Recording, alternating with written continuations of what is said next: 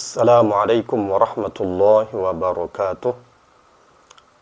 Alhamdulillahilladzi hadana lihadza wa ma kunna linahtadiya laula an hadanallah. Asyhadu an la ilaha illallah wa asyhadu anna Muhammadar Rasulullah.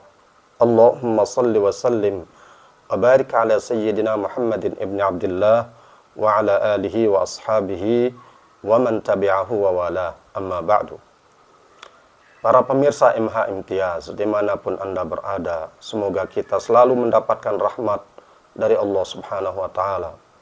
Rahmat yang kita harap bisa berlanjut kepada rahmat di dalam kehidupan akhirat kita kelak, dengan Allah Subhanahu wa Ta'ala memasukkan kita ke dalam surga dan menikmati kenikmatan-kenikmatan yang ada di dalam surga. Salawat dan salam semoga Allah sampaikan kepada junjungan alam Nabi Muhammad sallallahu alaihi wasallam yang telah mengajarkan kepada kita agama yang benar, agama yang diridhai oleh Allah Subhanahu wa Ta'ala. Moga-moga dengan kita terus memperbanyak salawat kepada beliau, Allah Subhanahu wa Ta'ala mencatat kita di antara umatnya yang mendapatkan syafaat dari beliau Nabi Muhammad sallallahu alaihi wasallam. Para pemirsa rahimakumullah, pembahasan tentang ar-riyadhah wasyahwatin nafsaniyah pada bab yang keempat dari kitab Mukasyafatul Qulub sudah kita mulai, dan ada ibarat yang perlu diulas dan diulang kembali pembahasannya, dan ini merupakan inti dari pembahasan tentang ar-riyadhah wa syahwatin nafsaniyah ini, di mana Al-Imamul Ghazali mengatakan, "I'lam ayyuhal insan anna an-nafsal ammarata bis-su hiya a'dalaka min iblis wa innama yataqawwa 'alaika asy-syaitan bihawan nafsi wa syahawatiha."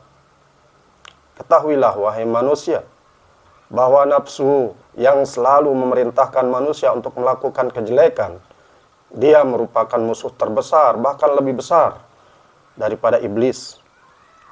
Musuh manusia yang lebih besar daripada iblis.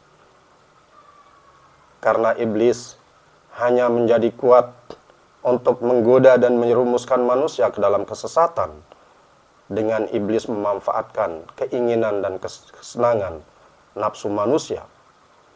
Maka jika manusia mengikuti keinginan dan kesenangan nafsunya, dengan sangat mudah iblis akan bisa menjerumuskannya ke dalam kesesatan.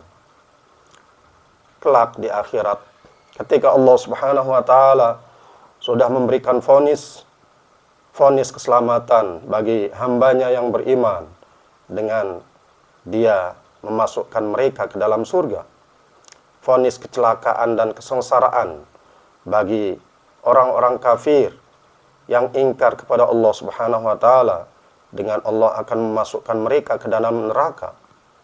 Ketika vonis itu sudah dikeluarkan, maka para pengikut setan, para pengikut iblis itu seakan-akan tidak terima dan protes dan menyalahkan iblis yang telah menyebabkan mereka terjerumus dalam kesesatan. Akhirnya Allah memberikan vonis kepada mereka untuk masuk ke dalam neraka. Tapi lihat apa yang dikatakan oleh setan kepada pengikut-pengikutnya itu. Setan mengatakan di antara pernyataannya, "Wa ma kana li 'alaikum min sultan illa an da'autukum fastajabtum li." Saya tidak memiliki kekuasaan apapun, saya tidak memiliki kekuatan apapun untuk menjerumuskan kalian dalam kesesatan. Saya hanya mengajak kalian untuk melakukan pelanggaran terhadap larangan-larangan Allah, untuk meninggalkan perintah-perintah Allah. Saya hanya mengajak, tapi kalian menuruti ajakan saya. Fala talumuni walumu anfusakum.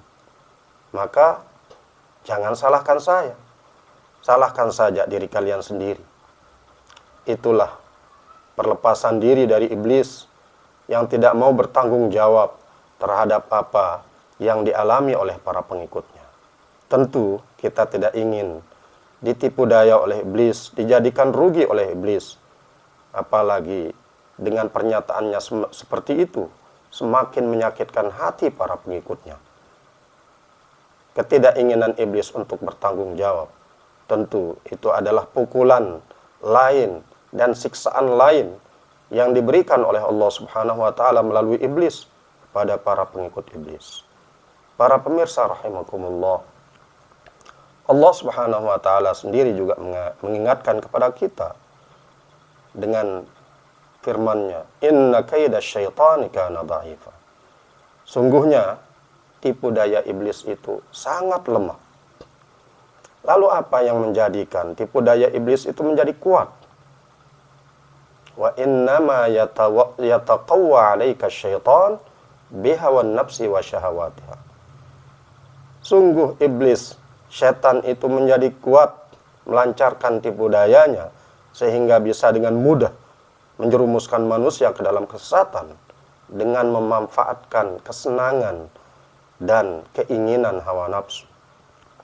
Para pemirsa rahimakumullah, karena kuatnya pengaruh hawa nafsu ini terhadap diri manusia, maka Al-Imamul Ghazali rahimahullah ta'ala sebagai kelanjutan dari bagian pertama bab yang keempat yang kita pelajari tentang ar-riyadah wa syahwatin nafsaniyah, beliau mengutip sebuah sabda dari Nabi Sulaiman alaihissalam.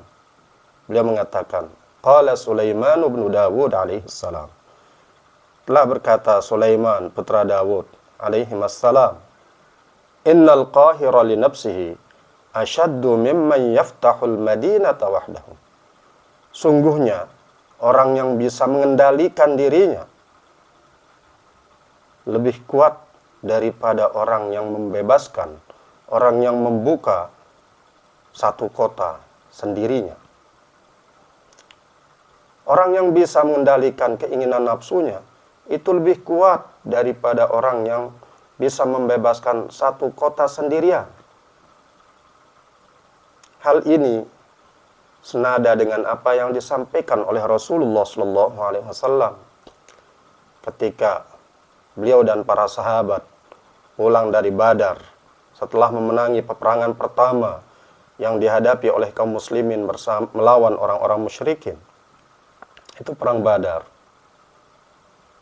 Rasulullah SAW menyampaikan kepada para sahabat, raja'na minal jihadil asghar ilal jihadil akbar.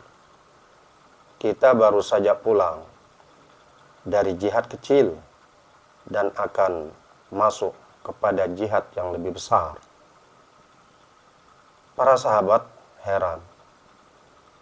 Kenapa Rasulullah SAW bisa menyatakan perang Badar yang merupakan peperangan pertama yang dilakukan oleh kaum muslimin melawan orang-orang musyrikin, dan itu terjadi dengan kondisi yang sangat jauh berbeda antara pasukan muslimin dengan pasukan musyrikin, baik dari segi jumlah ataupun dari segi persenjataan. Secara pandangan manusia, sangat sulit kaum muslimin bisa mengalahkan kaum musyrikin dalam perang Badar itu. Karena jumlah mereka, kaum musyrikin, 3 kali lipat lebih banyak daripada jumlah pasukan muslimin. Dan secara persenjataan pun mereka lebih lengkap, karena mereka sudah mempersiapkan itu jauh-jauh hari. Sementara kaum muslimin, Rasulullah SAW dan para sahabat memang tidak ada keinginan, tidak ada niat, tidak ada tujuan untuk berperang di perang Badar itu. Tapi Allah yang menentukan, Allah yang mentakdirkan perang Badar itu terjadi. Karena memang tujuan Rasulullah SAW mengajak beberapa sahabat untuk keluar dari Madinah menuju Badar itu bukan untuk berperang, tapi untuk mencegat kafilah dagang yang dipimpin oleh Abu Sufyan yang akan kembali dari Syam ke Makkah dengan membawa barang dagangan yang sangat banyak dan hasil perdagangan yang sangat banyak. Itu tujuan pertamanya, itu tujuan utamanya. Tapi Allah Subhanahu wa taala menghendaki peperangan pertama terjadi antara kaum muslimin dengan orang-orang musyrik Mekah di Badar, dan dengan kondisi yang sangat jauh berbeda. Dan Allah memberikan kemenangan pertama pada peperangan pertama yang dihadapi oleh kaum muslimin melawan orang-orang musyrikin. Tapi Rasulullah SAW menyatakan perang Badar itu sebagai jihad asghar, sebagai jihad kecil. Lalu apa jihad besar yang dimaksudkan oleh Rasulullah SAW itu? Rasulullah SAW menjelaskan kepada para sahabat, jihadun nafsi, jihad yang lebih besar daripada melawan orang-orang musyrikin di perang Badar adalah jihad melawan nafsu.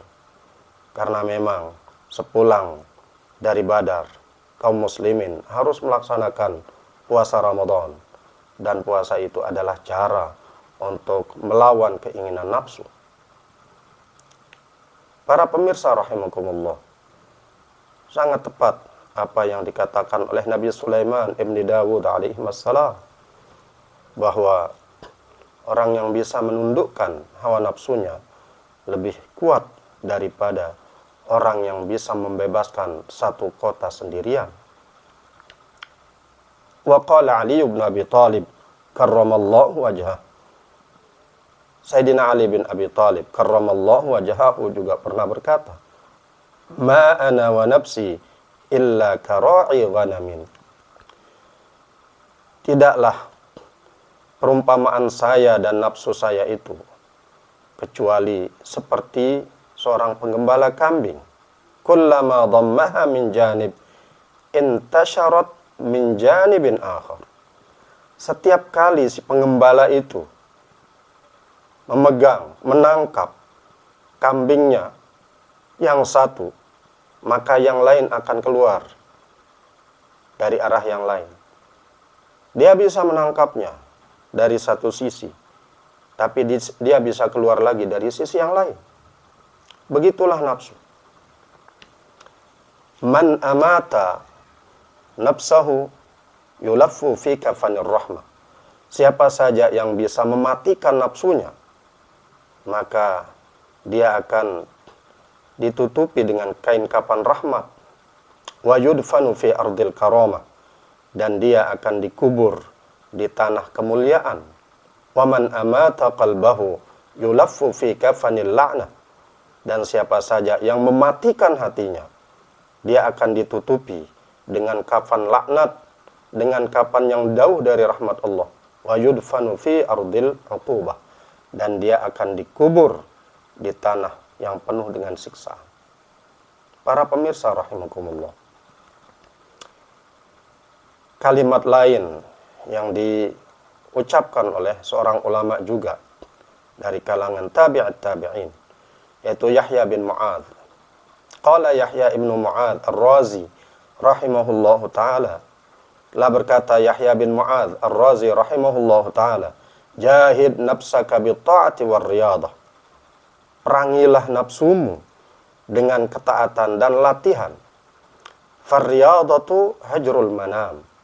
Maka latihan yang bisa dilakukan untuk menundukkan hawa nafsu, untuk menundukkan keinginan nafsu itu, hajrul manam, meninggalkan tempat tidur. Sedikit tidur. Waktu yang kita gunakan untuk tidur lebih sedikit bila dibandingkan dengan waktu yang kita manfaatkan untuk melakukan ketaatan kepada Allah Subhanahu wa taala. Wa qillatul kalam. Hal lain yang bisa dilatih untuk bisa menundukkan hawa nafsu itu adalah qillatul kalam. Sedikit berbicara. Karena semakin banyak orang berbicara, semakin banyak kemungkinan dia salah di dalam bicaranya. Dan semakin banyak orang salah di dalam berbicara, semakin banyak pula dosa yang ia buat dengan kata-kata yang keluar dari mulutnya itu. Wa hamlul adza. Kemudian cara untuk melatih supaya bisa mengendalikan hawa nafsu adalah hamlul adza. Memikul ujian-ujian gangguan-gangguan yang ditimbulkan oleh manusia, wa hamlul adza minal anam, dan menahan gangguan dan godaan-godaan serta hal-hal yang menimbulkan penyakit yang dilakukan oleh manusia. Karena dalam kehidupan kita tidak semua orang suka dengan kita, dan orang-orang yang tidak suka dengan kita tentu akan berusaha untuk menyakiti hati kita dan bahkan bisa menyakiti kita secara fisik. Maka apapun yang dilakukan oleh manusia, oleh orang yang tidak suka kepada kita, ingin menyakiti hati kita, ingin menyakiti kita secara fisik, ketika kita bisa menahan itu dengan tidak membalasnya, itu adalah cara untuk kita bisa menundukkan keinginan hawa nafsu. Wal qillatu minat ta'am. Lalu cara lain yang juga bisa kita lakukan untuk melatih diri supaya bisa menundukkan keinginan nafsu itu ada al-qillatu minat ta'am. Sedikit makan, mengurangi makan. Fayatawalladu min qillatil manam safwatul iradat. Maka ketika kita bisa mengurangi waktu tidur kita, akan lahir dari sedikitnya tidur itu safwul iradat, keinginan-keinginan yang bersih, niat-niat yang bersih, niat-niat yang suci, niat-niat yang ikhlas. Wa min qillatil kalam as-salamah, as-salamatu minal afat. Dan akan lahir dari sedikitnya kita berbicara itu keselamatan dari penyakit-penyakit, keselamatan dari gangguan-gangguan, keselamatan dari hal-hal yang bisa membahayakan kita. Salamatul insan fi hifzil lisan, kata orang. Keselamatan manusia itu terletak pada kemampuannya di dalam menjaga lisannya. Wa min ihtimalil adza al-bulugh ila al-ghayat. Dan akan lahir dari kemampuan memikul gangguan-gangguan yang ditimbulkan oleh manusia, al-bulugh ila al-ghayat, sampainya kita kepada tujuan. Karena kita bisa melalui rintangan-rintangan yang ditimbulkan oleh manusia, maka ketika kita bisa melalui itu, kita akan sampai kepada apa yang menjadi tujuan kita. Wa min qillatit ta'am mautus syahawat.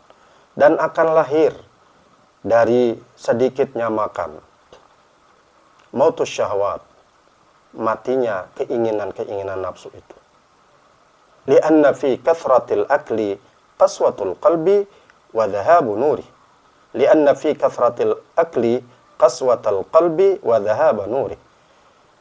Karena di dalam banyak makan itu ada kekerasan hati dan hilangnya cahaya dari hati kita. Hati bisa menjadi keras, di antara sebabnya adalah banyaknya kita makan. Hati bisa menjadi gelap karena cahayanya hilang, di antara sebabnya adalah banyak makan. Nurul hikmati al-ju'. Cahaya hikmah, cahaya ilmu pengetahuan itu adalah lapar. Wasyab'u yub'idu minallah. Dan kenyang itu bisa menjauhkan seseorang daripada dekat dengan Allah Subhanahu wa taala. Kama qala sallallahu alaihi wasallam, sebagaimana telah disabdakan oleh Rasulullah sallallahu alaihi wasallam, nawwiru qulubakum bil ju'. Terangi hati kalian dengan lapar. Wajahidu anfusakum bil ju', dan perangi nafsu-nafsu kalian dengan lapar. Wal 'atsyi, dan dengan haus. Wa adimu qar'a babil jannati bil ju', dan teruslah mengetuk pintu surga dengan lapar. Fa innal ajra fi dzalika ka ajril mujahidi fi sabilillah. Karena sesungguhnya pahala di dalam menjaga lapar, di dalam memelihara lapar, di dalam terus-menerus dalam kondisi lapar itu, ka'ajril mujahidi fi sabilillah, seperti pahala yang didapatkan oleh orang yang berjihad di jalan Allah. Wa innahu laysa min amalin ahabba ilallahi ta'ala min ju'in wa 'atshin. Dan sungguhnya tidak ada satu amal pun yang lebih disukai oleh Allah Subhanahu wa taala, yang lebih dicintai oleh Allah Subhanahu wa taala daripada lapar dan haus. Walayyalija malakutas samai man mala'a batnahu wa faqada halawatal ibadat.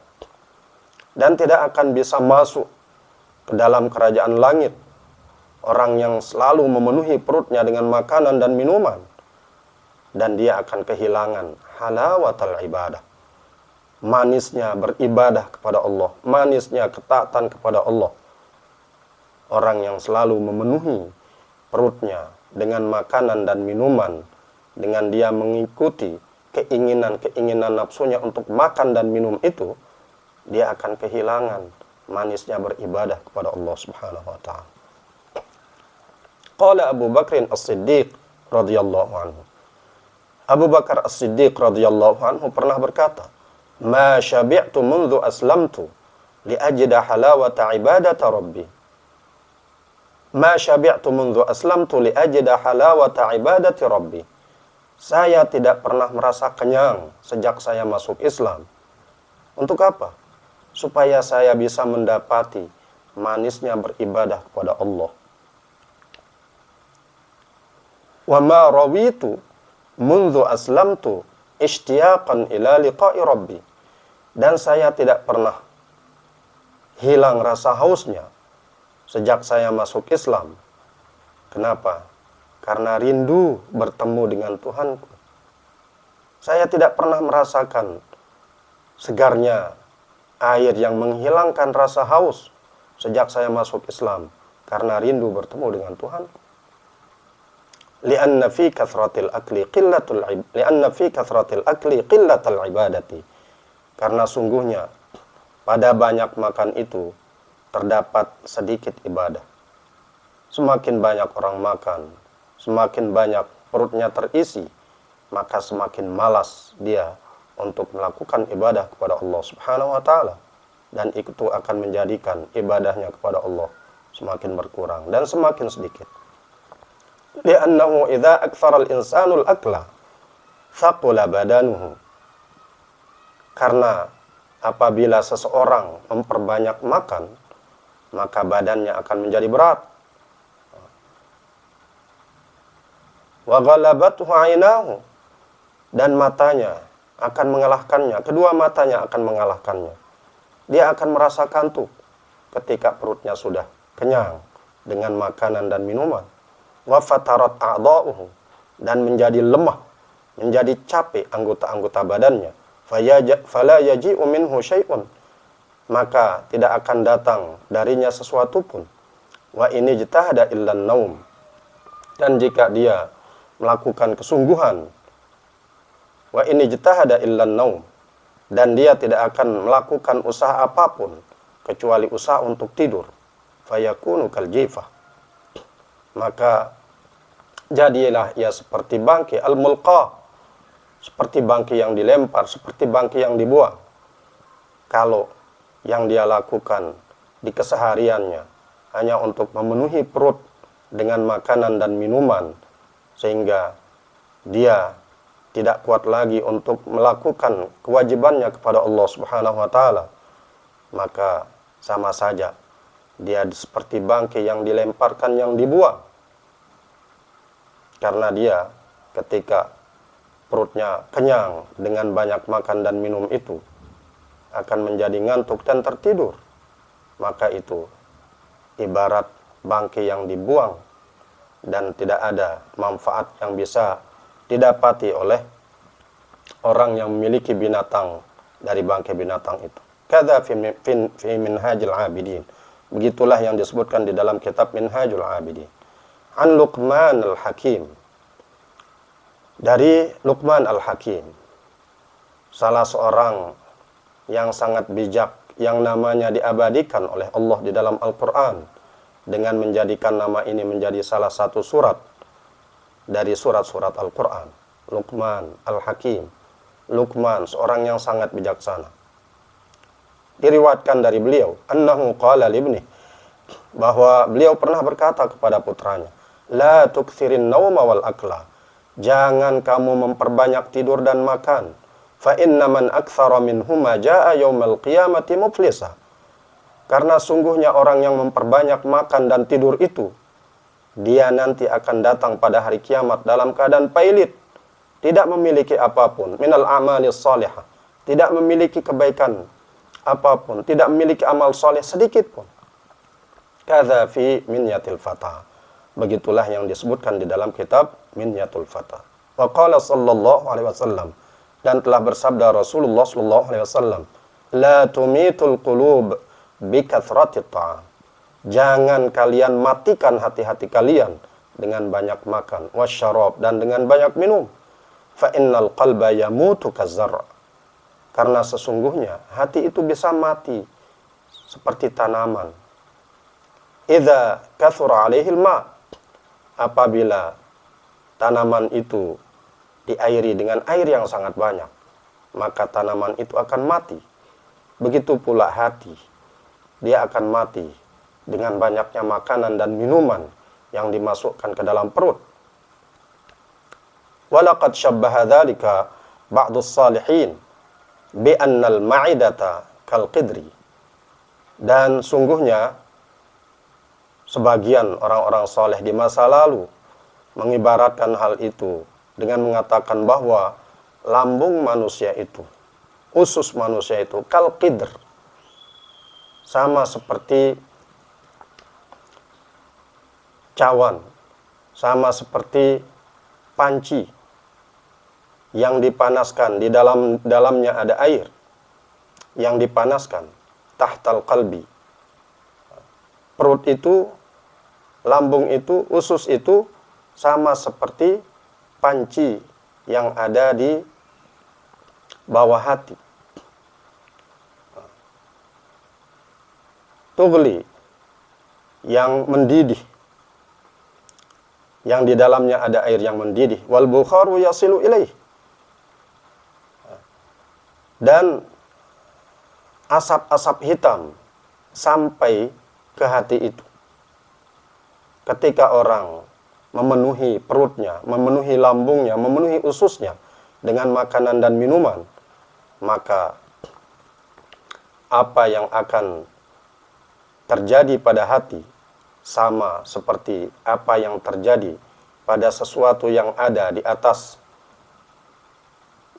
tungku yang asap hitamnya bisa menutupi hitam sesuatu yang ada di atasnya itu. Seperti orang-orang dulu yang menaruh bambu untuk menggantung bahan-bahan makanan di dapur. Ketika itu diletakkan di atas tungku, maka asap-asap hitam yang keluar dari tungku tersebut akan menjadikan bambu itu menjadi hitam. Begitu pula halnya dengan hati. Ketika perut, ketika usus kita selalu dipenuhi dengan makanan dan minuman, maka dia akan berdampak kepada hati kita. Fakathratul bukhar tukaddiruhu wa tusawwiduhu. Maka banyaknya asap hitam bisa mengeruhkan hati, bahkan menjadikan hati menjadi hitam. Wa fi kathratil akli qillatul fahmi.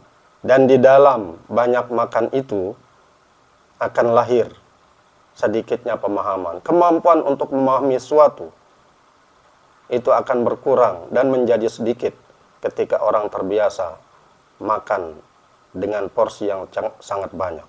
Ketika seorang minum dengan porsi yang cukup banyak. Wal ilmi. Wa fi kathratil akli qillatul fahmi wal ilmi. Dan di dalam banyak makan itu terdapat sedikit pemahaman dan pengetahuan. Artinya, orang yang terbiasa memenuhi perutnya dengan makanan dan minuman sehingga dia terlalu kenyang dibuat oleh makanan dan minuman itu, dia akan sulit untuk memahami satu pelajaran. Ilmu akan sulit masuk ke dalam hati dan pikiran orang tersebut. Fa innal bitnata tudhibul fitnah. Sungguhnya perut yang buncit, perut yang besar yang diakibatkan karena banyak makan dan minum itu, tudhibul fitnah. Dia bisa menghilangkan kecerdasan. Hukian Yahya ibn Zakaria alaihi salam, diceritakan dari Nabi Yahya bin Zakaria alaihi salam, anna iblis badalahu wa alaihi ma'aliq, bahwa iblis pernah menampakkan diri kepada Nabi Yahya alaihi salam, dan iblis itu membawa jaring-jaring dan perangkap-perangkap. Faqala lahu Yahya, maka Nabi Yahya berkata kepada iblis, ma hadhihi, apa ini? Apa yang kamu bawa itu, wahai iblis? Qala, maka iblis menjawab, asy-syahawatul lati asidu biha bani Adam. Ini, perangkap-perangkap ini adalah keinginan-keinginan nafsu yang saya bisa memerangkap dengannya anak-anak keturunan Adam. Qala Yahya, Nabi Yahya berkata, hal tajidu li fiha syai'a? Apakah kamu mendapati pada diriku sesuatu dari perangkap-perangkap itu? Qala la, iblis menjawab, tidak. Illa annaka syabi'ta dzata lailatin, kecuali Anda pernah kenyang pada suatu malam. Fathaqqalnaka 'anis shalah, maka kami menjadikan Anda berat dari melakukan salat karena kenyang pada satu malam itu.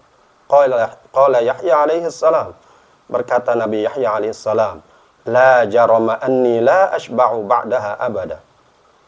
Saya harus menjanjikan pada diri saya sendiri, saya bersumpah, saya tidak akan kenyang sesudahnya selama-lamanya. Faqala iblis, iblis berkata, la jarama anni la ansahu ahadan abada. Saya juga bersumpah bahwa saya tidak akan menasehati siapapun setelah Anda selama-lamanya. Fahadhihi fi man lam yashba' fi umrihi illa lailatan. Ini kondisi Nabi Yahya yang tidak pernah merasakan kenyang di dalam hidupnya satu malam pun. Fa kaifa biman la yaju'u fi umrihi lailatan thumma yatma'u fil ibadah. Lalu bagaimana dengan orang yang tidak pernah merasa lapar di dalam hidupnya walau satu malam? Kalau Nabi Yahya saja yang tidak pernah merasa kenyang di dalam hidupnya walaupun satu malam, hanya satu malam, beliau merasakan kekenyangan sehingga berat untuk melaksanakan ibadah. Beliau merasa menyesal karena sudah kenyang hanya dalam satu malam itu. Bagaimana lagi dengan orang-orang yang di malam-malamnya dia tidak pernah merasakan lapar? Apakah bisa dijamin dia akan dengan mudah melaksanakan ibadah-ibadah kepada Allah Subhanahu wa taala di malam-malamnya itu?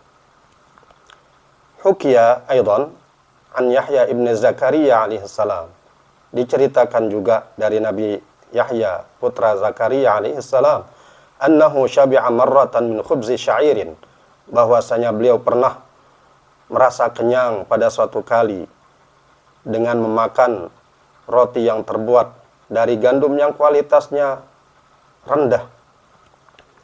Fanama tilkal lailata, lalu beliau tidur pada malam itu an wirdihi, dari melaksanakan wiridnya. Beliau tidak sempat menyelesaikan wiridnya karena keinginan untuk tidur yang diakibatkan oleh kekenyangan dengan makan satu potong roti yang terbuat dari gandum yang kualitasnya rendah itu.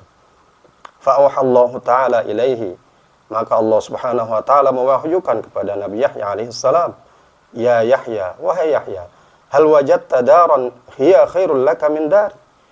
Apakah kamu mendapati negeri yang lebih baik untukmu daripada negeriku, daripada surgaku, daripada surga yang aku siapkan untuk orang-orang yang taat kepadaku?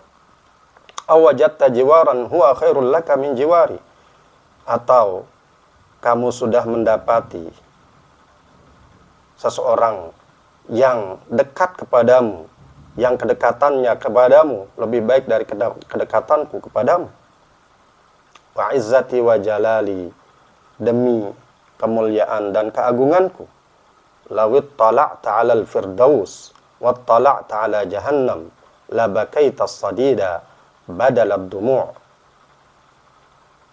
Kalau kamu melihat surga Firdaus dan kamu melihat neraka Jahannam, niscaya kamu akan menangis, mengeluarkan sodid, campuran darah dan nanah. Yang akan keluar dari matamu akibat menangis itu bukan lagi air mata, tapi campuran darah dan nanah. Walalabistal hadid badalal musuh. Dan pasti engkau akan memakai pakaian yang terbuat dari besi yang bisa menyakiti badanmu daripada kamu memakai pakaian yang terbuat dari bulu. Ketika kamu melihat surga Firdaus dan melihat neraka Jahannam sekaligus, yang kamu keluarkan dari matamu karena menangis takut itu adalah campuran darah dan nanah, bukan lagi air mata. Dan kamu akan lebih memilih untuk memakai baju besi supaya kamu tidak bisa tidur, agar kamu tetap beribadah kepada Allah. Kamu lebih memilih memakai baju besi daripada memilih memakai pakaian yang terbuat dari bulu. Para pemirsa rahimakumullah, pelajaran-pelajaran yang sangat berharga dari apa yang diungkapkan oleh Nabi Sulaiman, oleh Sayyidina Ali, oleh Yahya bin Mu'adz, oleh Rasulullah SAW, oleh Abu Bakar, oleh Nabi Yahya bin Zakaria, oleh Luqman Al-Hakim, memberikan kita pelajaran yang sangat berharga bahwa salah satu cara untuk bisa mengendalikan hawa nafsu kita adalah dengan membiasakan diri merasakan lapar. Insya Allah sepekan lagi Allah Subhanahu wa Ta'ala menakdirkan kita sampai kepada bulan Ramadan, bulan yang dengannya Allah Subhanahu wa Ta'ala menggembleng kita untuk bisa mengendalikan keinginan nafsu dengan mempardukan, dengan mewajibkan puasa di bulan itu. Mudah-mudahan kita bisa menjalani ibadah-ibadah, baik puasa Ramadan, sholat 5 waktu, ibadah-ibadah yang lain, membaca Al-Quran, zikir kepada Allah, bertasbih, bertahmid, bertahlil, dan semua zikir serta kalimat-kalimat thayyibah yang lain bisa kita laksanakan dengan baik untuk mengisi hari-hari kita dan malam-malam kita sepanjang bulan Ramadan. Sehingga dengan kita bisa menjalani ibadah-ibadah di bulan Ramadan dengan cara yang baik, nafsu kita bisa kita kendalikan, bisa kita tundukkan, dan dengan begitu tipu daya iblis akan dengan mudah juga kita bisa kendalikan. Semoga Allah Subhanahu wa Ta'ala selalu memberikan bantuan dan pertolongannya kepada kita, karena hanya dengan pertolongan dan bantuan Allah kita bisa selamat di dalam kehidupan dunia dan akhirat kita. Terima kasih atas perhatian semuanya para pemirsa rahimakumullah. Semoga Allah Subhanahu wa Ta'ala selalu memberikan taufik dan hidayahnya kepada kita semua. Wassalamualaikum warahmatullahi wabarakatuh.